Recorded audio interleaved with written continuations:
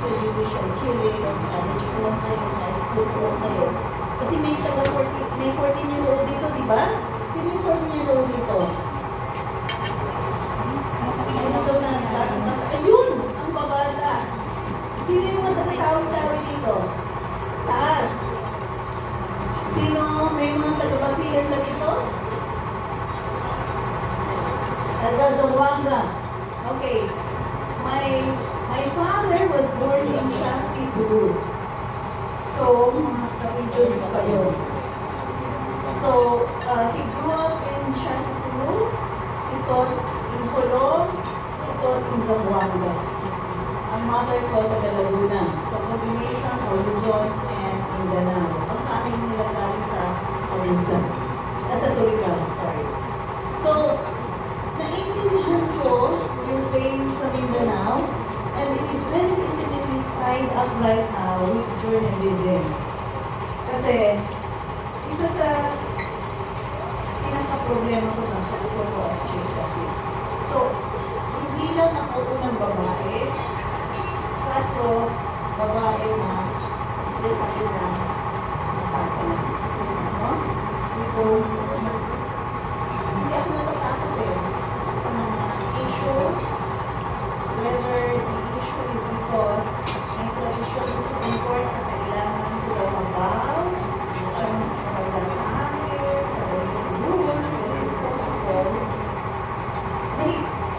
May kakaiba akong pagtingin sa Constitution. Halimbawa, sabi nila, ikaw ang pinakabata. For 50 years old ka lang, babae ka ba? Appoint ka sa Supreme Court. Outsider ka pa. Ibig sabihin, hindi ako galing sa judiciary. Hindi naman ako high-level government official. Hindi ako kachika-chika. Parang masyado lang yata. Siyempre, hindi ko nagkukwento yung circumstance kung paano ako na-appoint kahit wala akong connection, no? Sa Supreme Court. But what I understood bago ko is that the Constitution requires me to be an equal, independent voice with a conscience that's loyal only to the people and to God. In other words, kahit anong sabihin nila, ganito ang pananaw mo, ganyan ang pananaw mo, iba ang tingin ko. Ang unang-unang inisip ko, paano ang sambayan ng Pilipino, paano ipapaliwanag sa Diyos at sa taong bayan ang ginagawa ko habang ako ay mag-isa lamang na nagbabasa at nagre-reflect at nagde-decide kung paano ako ito. So, hindi ako yung ano ba ang popular, ano ba ang makakapagdala sa akin ng promotion. In fact, when I was appointed, I have always lived by 7 principles. And part of it is maintaining loyalty to conscience and to people alone. So, hindi ako yung nakiki-herd mentality.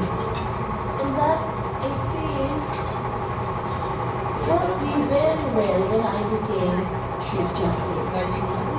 Ano ang mga problema ko sa freedom of speech when I became Chief Justice? Muna-muna, ang mga journalists, lalo na sa probinsya, pinapatay.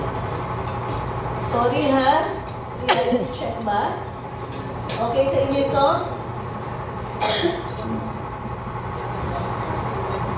Isa sa mga whistleblowers sa corruption sa Department of Agriculture was a journalist named Marilyn, if I'm not mistaken, Esperanto. So, nag-issue ng warrant of arrest ang judges namin sa Mindanao. If I'm not mistaken, it's in the Bukidnon area kasi medyo matagal na yun. Pero hindi siniserve ng PNP. In other words, kung kayo ay journalist sa probinsya, at least dito marami kayo kakampi, no? Yung national television, ang iingay ng mga taga-Maynila, may protection kayo dito. Pero kung kayo nasa probinsya, yung tanko nyo lang, unang-una, yung physical safety nyo, kasi sabihin na natin, nagpapakita at pangmalas ng mas malaking pagkapikon ang local politicians o kaya yung mga corrupt. In other words, iniisip nila dahil malayong lugar, when they do an action, either they kidnap a journalist, tinatap ang journalist, or tinatap yung journalist, hindi sila mahuhuli. records I had before, may warrant of arrest ang judiciary, ginawa ng judiciary ang kanyang duty, hindi naman namin ayaw i-enforce ng PNP. Okay. So what I tried to do, kasi pag upo ko, is I tried to talk with the police, with the PNP, para i-enforce nila ang warrant of arrest. But before that could be done, yung bureaucracy sobrang hirap. So I was talking with the CNFR, which is the Organization for Press Freedom, and nakita na na sobrang hirap talaga ang situation ng provincial journalists. Ang maka-experience na gano'n ang situation sa provincia. Kasi nga, at kung campus journalist kayo, at SUC kayo, agree? Mas mahirap ang sitwasyon yun. Okay, so, ano ang kinakailangan na gawin ng isang budding journalist sa campus? Una-una, i-check nyo kung pinagagalingan ng laban nyo. Kung gusto nyo mag-siwalat ng katotohanan, if you want to fight for justice, it must come from something deeper than just your own personal conviction, kasi masyadong mahirap lumaban sa mga pwersa ng kapangyarihan.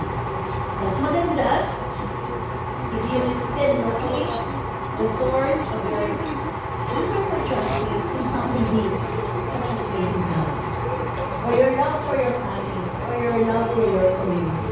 Hanapin niyo yung wellspring niyo. Pangalawa, form a community to surround you. Third, dapat may mga legal team na kayo, lalo na sa provincia. Yung tatakbuhan nila.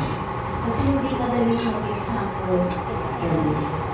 Now, from campus journalism, some of you might decide to go into journalism as a career.